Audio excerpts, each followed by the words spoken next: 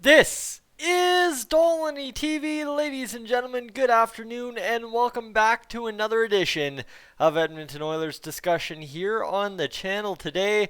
Let me tell you, you know what? It's kind of time I come out and just say this straight up publicly instead of hiding it within other videos. So let's get to it. We've got a third line that looks like it's going to stack up to be a pretty dang good third line this year, right? Obviously, Kyle Turris in there as the right-hand shot third line centerman we haven't had for ages. Then you've got on the left wing either Tyler Ennis or Joakim Nygard. Heck, you could throw James Neal. You could really throw almost anybody there, and it's still going to be a good third line because you've got a piece on that third line poised to succeed with veteran players that enable his game style, and that being on the right wing, Jesse Puljujarvi more than likely, right? If Jesse's not on the first line with Connor McDavid stapled there to succeed, he will be on the third line, build your own success with two veteran guys, or Joakim Nygard, who's still in his own right is a veteran of hockey, just not a veteran of the NHL. But no matter how you build that third line, again, it still stands that it's going to be a very good, successful third line based on matchups, based on skill level, based on ability with the puck. And I guess it really comes down to without the puck. But end of the day, that remains to be seen because we've talked about Connor McDavid's ability with and without the puck, and throughout every season you'll talk about every single player's ability with and without the puck. There were times last year where de facto third line, I guess you could say, they weren't true third line, but Riley Shan and Josh Archibald and Jujhar Khaira, they went to work in the offensive zone and nobody could strip a puck off the boards from them if they tried. However, they didn't shoot the puck. So there goes the theory. If you can drive possession in the offensive zone and shoot the puck, you'll probably score more goals than they did, and that's exactly what's going to make this Oilers third line so successful.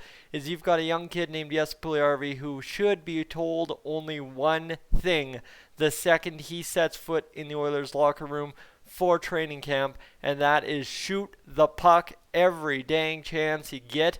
Because let me tell you, we've seen it. Right? Yes, Puljujarvi. He can shoot the puck. He can score goals. He can be a pretty effective weapon over there in the Liga. So, you know what? If you're shooting the puck and scoring goals in the Liga, you should be able to do the same thing in the NHL. Or so goes everybody that is a big-time supporter of Jesse Puljujarvi. And that is where, like I said, I have to come out and just say it instead of burying it right in the video. So, guys, if you want to come to the new Jesse Puljujarvi Stan fan, whatever it is, YouTube channel, here it is. You know what? I am cheering for Jesse Puljujarvi to succeed this season. I put up a bet on Twitter, and I will tell you about it right now, is that if Jesse Puljujarvi, if the season starts whenever it does, by the end of the first month, so the first 30 calendar days of the season, I guess, is how we should mark it. Because if it starts January 1st, then January 31st, I'll do the bet. Or if it's like January 10th, then whatever it is, 30 days later, what would that be? February 9th, I will go out and buy a Jesse Puljujarvi jersey if Jesse Puljujarvi is over a half a point per game. And here's why. You know what? I have been proven wrong on this Puljujarvi thing, right? I think I am quoted as saying, fire Puljujarvi and his agent to the moon. They have no business being clowns like that to the Oilers organization. Well, you know what? Here we go. Instead of everybody getting overheated about it and really just making nothing happen for the Oilers, either which way, we end up with a pretty alright deal. A third line, right-hand shot, right winger, capable of producing offense as said in the Liga. And of course, he does have some history with the Oilers, now 22 years old and the game a little bit more matured and fully healthy, mind you. There should be something to it at an offensive level at the NHL for Jesse Puljujarvi. So, right, I've been proven wrong. I stand corrected. I thought that a trade was 100% the only route we could go. Instead, Jesse Puljujarvi signs a contract with the Oilers, right? So, what do? I can't tell you. At this point, the only thing I can do is turn myself around and put on the fan hat and cheer for Jesse Puljujarvi in the upcoming season. And I mean, what do I have to lose by doing that? Okay, I've already said I'm proven wrong. I stand corrected. Okay, I've eaten crow on it, I guess, what a couple of people have been saying in the comments lately. Great. Okay, good to go. I've dealt with those problems. Now, you know what? the last thing I have left to do, cheer for the guy and hope it works. Because if it works for the Oilers and we have an insane third line, my goodness, guys, the offense comes at ease for the Oilers. Because if you've got a third line scoring line that can go out there and take the pressure off of Connor McDavid and Leon Draisaitl every third or fourth shift, yeah, you're going to be doing just fine, because that allows your role players on the fourth line, who, mind you, will still have enough skill to score goals. If your fourth line features Josh Archibald and James Neal and Alex Chiasson and Gaetan Haas, there is enough offense there to score a goal. I mean, Jujhar Khaira, depending on who we end up trading out of those four guys, I guess becomes the question, or if we leave Haas in Europe, whatever. But, guys, straight up, think about the matchup advantages that a guy like Jesse Puljujarvi, if he is stapled on the third line, will have this upcoming season. You've got Connor McDavid, who, I don't care if his wingers are two guys in Junior B hockey right now. I don't care. It's still Connor McDavid on the ice, and he can make anyone look good. He made Ty Ratty look pretty good for a stretch of games back in 17-18. Did he not? He did. So don't kid yourself there. And I think Ty Ratty's still the only reason he ended up being a bum winger for Connor McDavid to start the 18-19 season is because he got hurt. Just like everybody else in the Oilers lineup to start a season that should have promise, they get hurt. But that's a different opinion aside. So for Jesse Puljujarvi, you got Connor McDavid's line has to be defended. Well, that's going to take your first or second D pair depending on who's on the ice with them. Leon Draisaitl, Ryan Nugent-Hopkins, and Kyler Yamamoto, my goodness, that takes your first D pair no matter what team you are. So right there, your first and second D pairs are done. Well, if you throw out for the third straight shift, yes, Puljujarvi's line with Kyle Turris and Tyler Ennis or Joakim Nygard, James Neal, whoever your third line left winger is with those guys, that's a lot of scoring prowess, right? Last season, that's a lot of scoring prowess. That's Tyler Ennis, who had 37 points, and then you have Kyle Turris, who was in the 30s as well, and Jesse Puljujarvi, who at the NHL level, if he is what he is in the Liga, should be capable of producing 40 points in a season. That's a high-scoring third line, if I'm concerned, when it comes to what you've got on the front two lines up top, right? So how do you defend? How do you even go about game planning for a third line that features Puljujarvi, Turris, and somebody like Ennis? You can't. Not when you've got Connor McDavid, Leon Draisaitl, and company on the top two lines, because it's just not going to work. You can't spread your defense that thin. You don't have 4 D lines. You have 3 D lines. And yeah, sure, okay, I guess, yeah, okay. You could play that second D pair against McDavid and then throw him out there against the third line. But if you're getting a workout against McDavid, somebody's getting a matchup. And you are kidding me if you think a third line D pair in the NHL is going to be able to stop Kyle Turris, Tyler Ennis, and Jesse Puljujarvi. Like, yeah, maybe they can shut him down a couple of shifts, but at some point they're going to get exposed with the amount of talent and ability those guys have. Yeah, they might not be 100% superstars or elite players, but they're good players and good quality guys that can go out there and with their abilities get the job done. You add a guy like Jesse Puljujarvi to those two that just all he has to do is shoot the puck, 100%. That puck's going to get shot.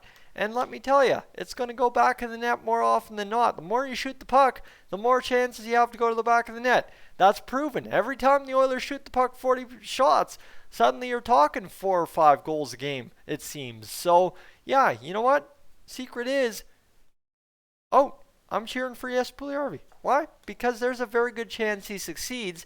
And you know what? That is the exact opposite of what I wanted to happen. I've been proven wrong, and if Jesse Puljujarvi succeeds, there's going to be a jersey on the wall if he's a half-point per game player 30 days after the start of the NHL season when it gets fired up. So ladies and gentlemen, right, you know what? What else do I have left to do? That's what it comes down to. I'd love to say, oh yeah, let him get going and get going well, and then we'll trade him. We'll trade Puljujarvi as soon as he's got 20 points next season. Why in the heck would you do that? Why would you trade a 20-point third liner on the Oilers? Did we even have a 20-point third liner on the Oilers last season? And all of a sudden now you want to trade him for who knows what and what economy? Because the trade market's still going to be screwy in the regular season because nobody's going to have cap space. And what are you going to gain? Right at the end of the day, if you get Jesse Puljujarvi going, the best thing you can do is keep them and let them keep going.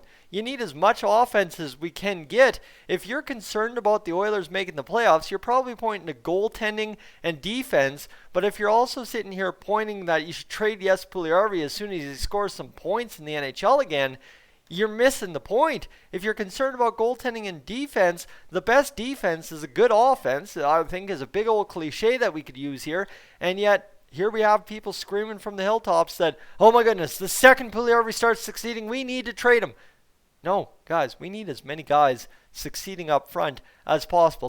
Like seriously, if Jujhar succeeded last year, there wouldn't be a soul saying trade Jujhar to free up cap space. You get it? Got it? Good. All right, there we go. That point is made. So yes, at the end of the day, we have to sit here and cheer for Jesse Puljujarvi simply because it benefits the Oilers in every capacity, giving us either a top line scoring forward if he's stapled to Connor McDavid's wing, or it gives us a third line that is probably going to be one of the best in the NHL, if not the best, because of the matchup advantages they will have against other teams' defensive pairs, right? Even still, how do you match up offensive lines 5-on-5 against Jesse Puljujarvi, Kyle Turris, and Tyler Ennis?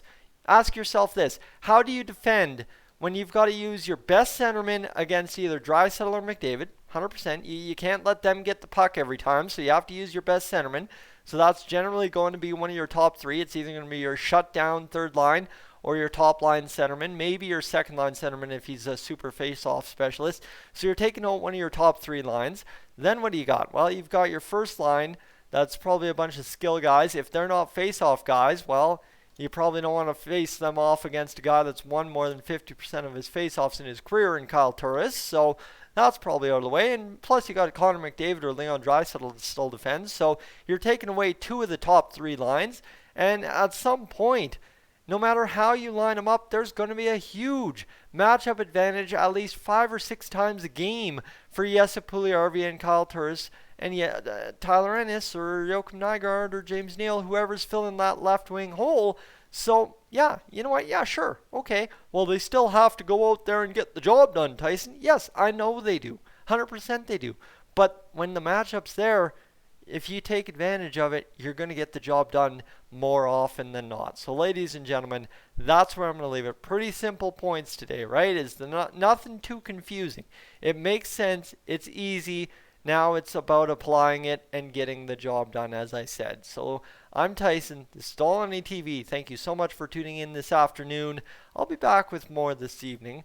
I will catch you in the next one.